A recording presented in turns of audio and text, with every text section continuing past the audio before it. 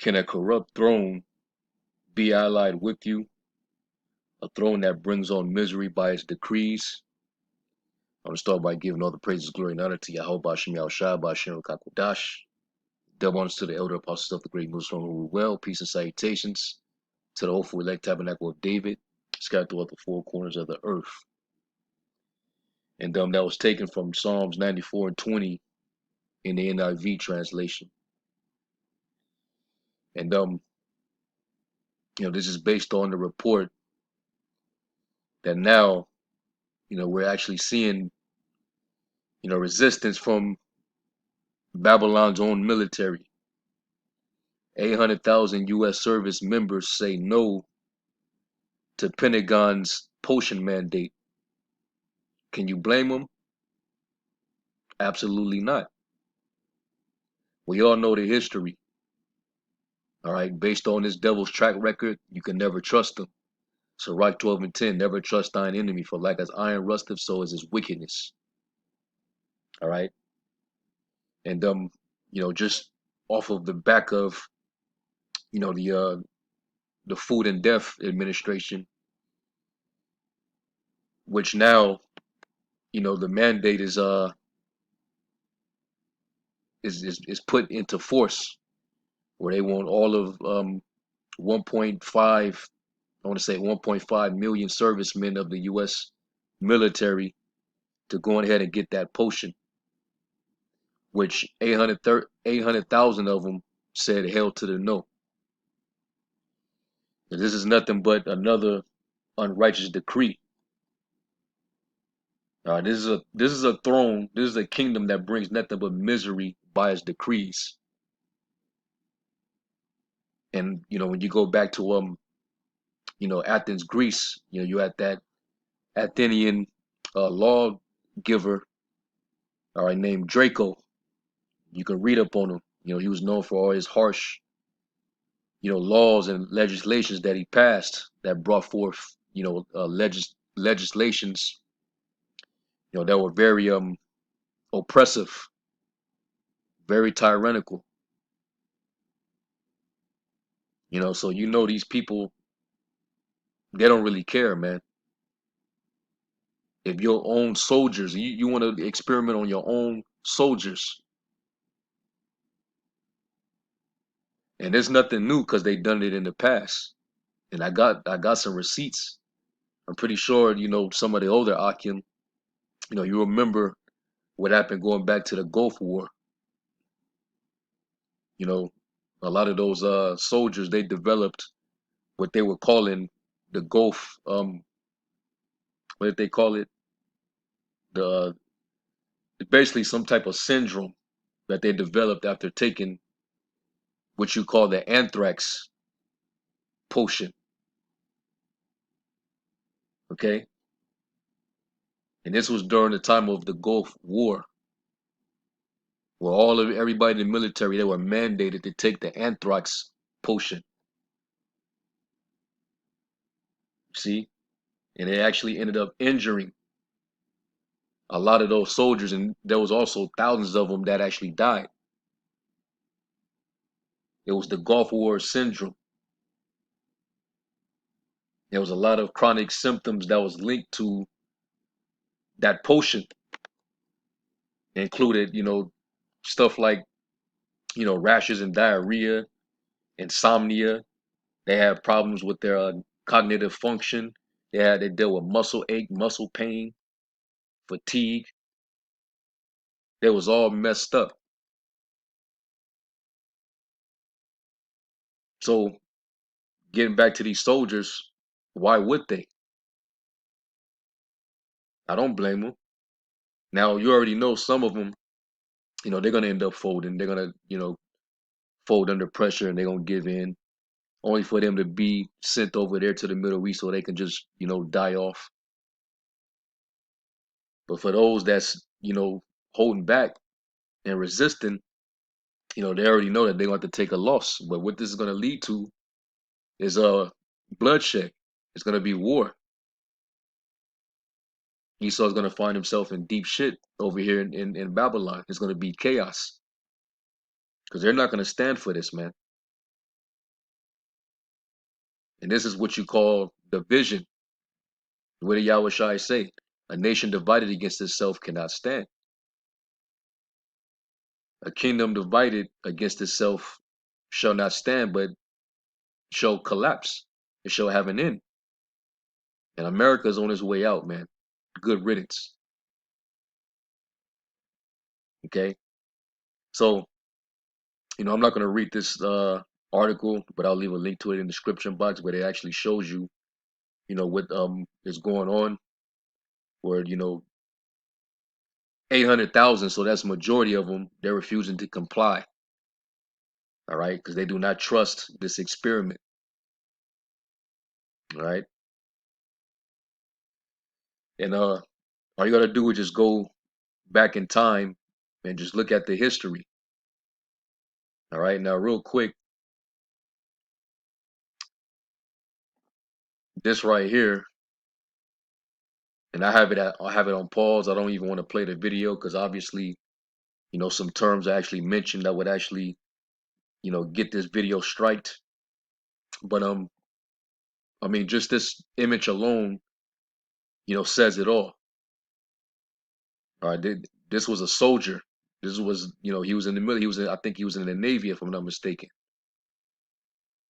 And he took both doses early on in the year, and now he's dealing with heart trouble because a lot of it's coming out, and a lot of the men in the military that did take it, they developed a condition called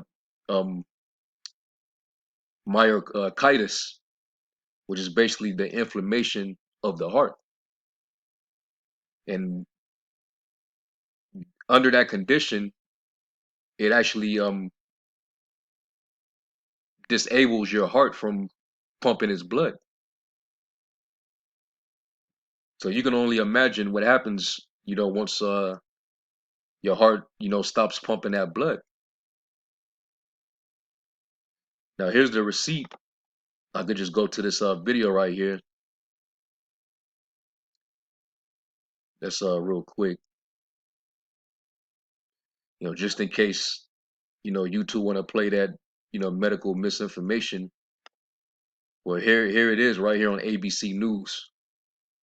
All right, it's like your myocarditis. All right, that's how it's pronounced. So let's watch this real quick. Let's see, because it says it goes in depth. So let's watch.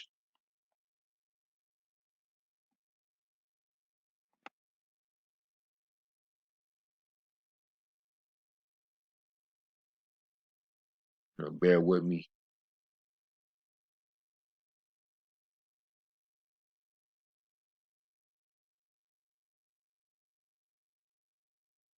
So tonight, a new study on the COVID-19 vaccines found more cases of heart inflammation than expected among members of our U.S. military. It is raising questions about the role of exercise. Our ABC 10 News anchor Derek Stahl is going in depth to explain why experts say the vaccine's benefits still greatly outweigh the risks.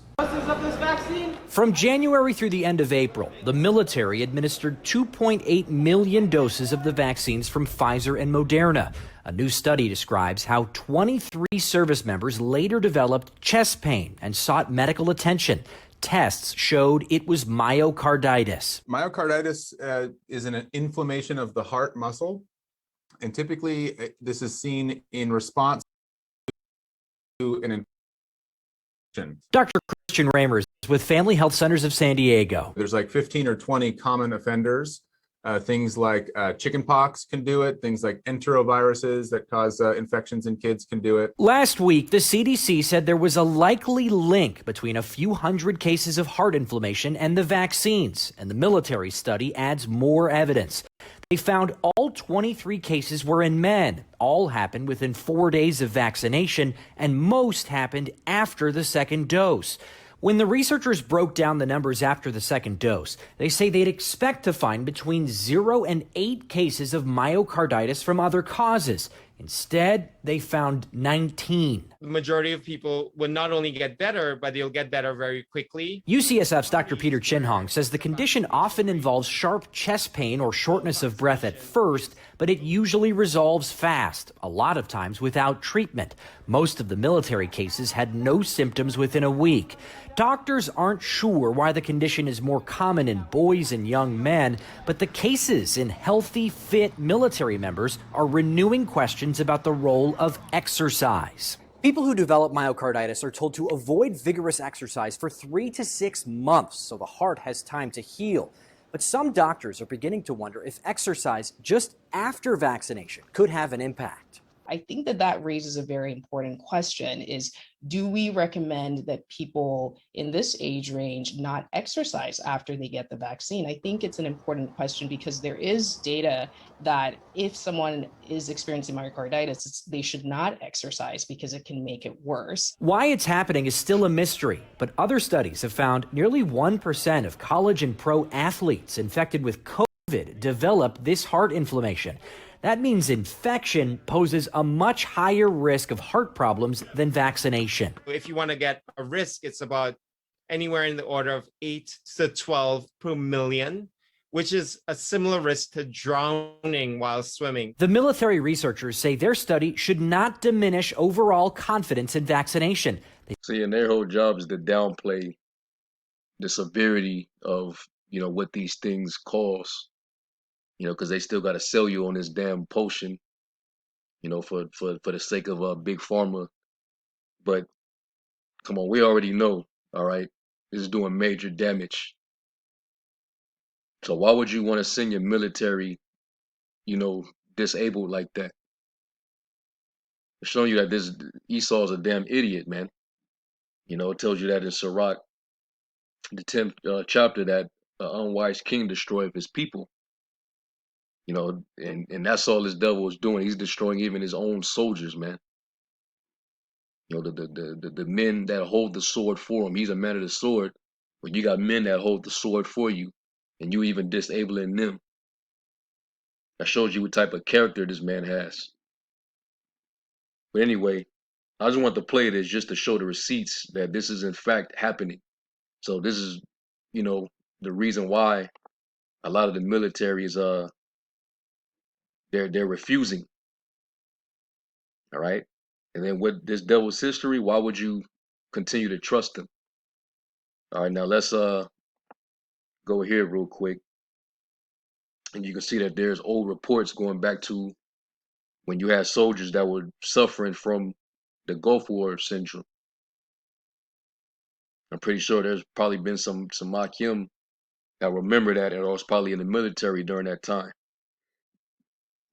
But let me see.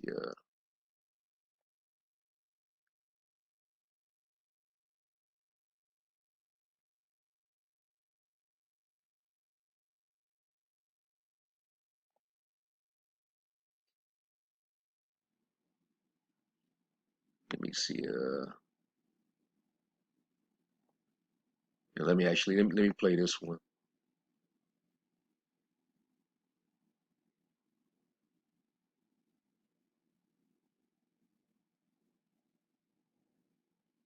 Veterans of the wars in Iraq and Afghanistan may be suffering from the 2-decade-old symptoms of another conflict. A federal report says the Gulf War syndrome may be making another appearance. 10 News reporter Michael Chen looks at why a local leading expert believes the study is misleading.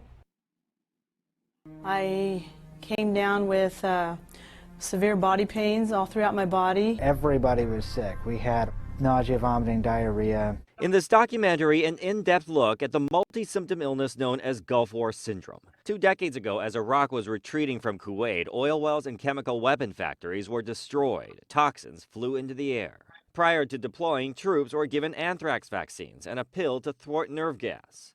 All of the above were named as possible causes after nearly a third of the 700,000 who took part in the Gulf War came down with a chronic illness. Headaches are very common.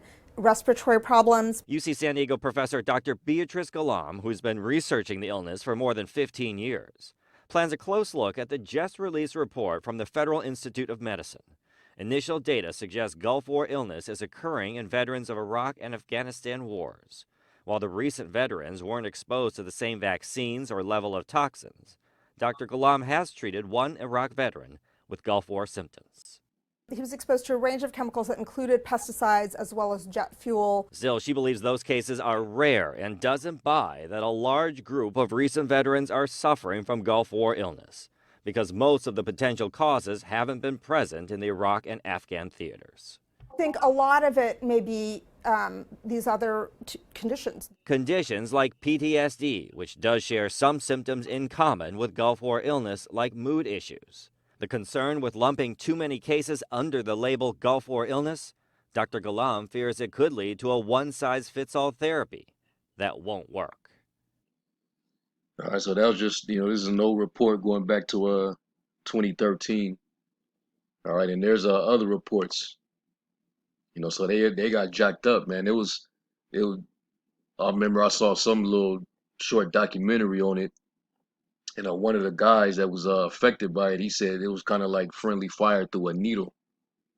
But they all got messed up behind it, man. They fell into depression.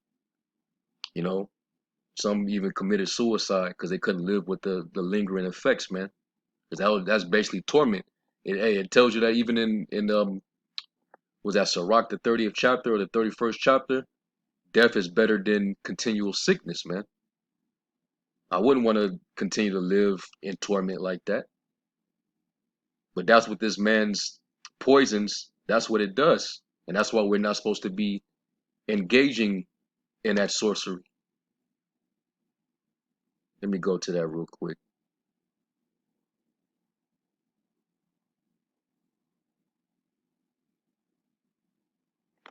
Yeah, let's go to Sirach. I want to say it's in 31.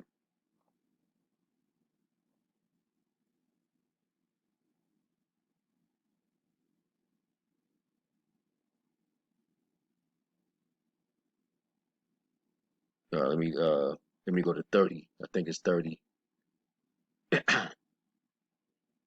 Yeah, Sirach 30. In verse 17, it says, death is better than a bitter life or continual sickness. And you better believe these effects, they actually affect your life. Where really you never are the same. So, I wouldn't want to live either. But that's what, these people experience. All right. So you can look, you can just type in anthrax, the V word, military, and some of these old reports actually come up. All right. You see this right here. You can watch that. All right. So, of course, you're gonna have the military members, the service members. They're gonna say, hell no, we don't trust this. And some of them got their eye open and they're actually listening, man. You probably even got some Jake among them, and they know about the truth. So, hey, that's what is this gonna cause? Division. All right, let's get Isaiah 19. You're gonna have Egyptian against Egyptian.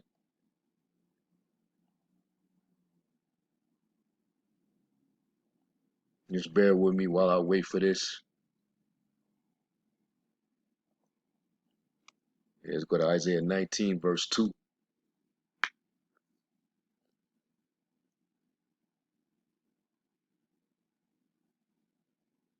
Isaiah 19 and 2, it says, and I will set the Egyptians against the Egyptians, and they shall fight everyone against his brother, and everyone against his neighbor, city against city, and kingdom against kingdom. And there goes your division. This place it does not have a lot of time left, man. Lord willing, we up out of here soon. This place is going to shit, man. You got a joke for a president in office. You got, people, on the brink of homelessness right now. That moratorium got blocked. by the Supreme Court. So you already know it's finna get wild. More crime, more homelessness, more desperation. So yes, it's finna get turned up, man. We finna see what's going on in the military in the Middle East over there. Because now all of a sudden ISIS then came back. The Taliban, you got so much going on. So, this is getting real interesting. And we're gonna see, what's gonna come with these from these service members. All right. And y'all already know what our stance is. We do enough videos. We get a lot of our channels striked and even took down because we constantly touching on this subject. But hey, really we have to. We got to keep sounding the alarm, man. It's necessary. Because this devil, he's like it tells you in Revelation 12. He's coming down with great wrath because he knoweth that he had but a short time.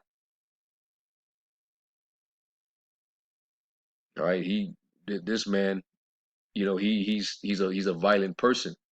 So it's nothing to him to shed blood or to cause misery or injury to others. You see, and that's why I quoted Psalms 94:20 in the NIV. Can a corrupt throne be allied with you? A throne that brings on misery by its decrees. And this is a decree that's going to bring much misery.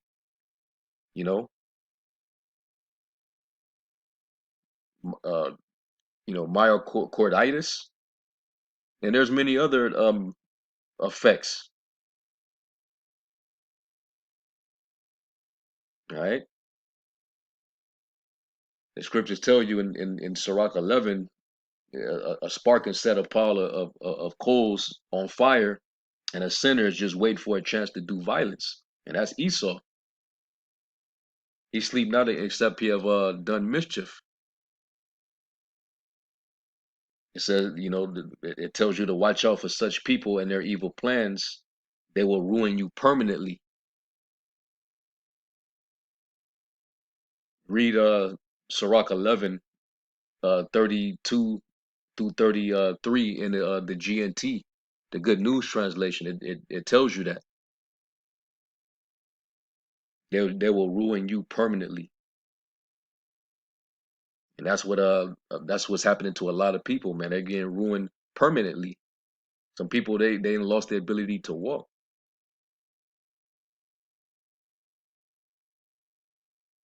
So yeah, it's all falling apart for this devil, but at the same time, he's gonna bring more, force. He's gonna, tighten that squeeze till people start falling down to their knees to him, because he wants you to bow down to his image. And part of his image is bound down to that damn needle, man. And then eventually the charagma. So anyway, I thought I'd just touch on that. Hopefully this was edifying and give all praise to Yahweh Shem Shai. To the next lesson, Shalom.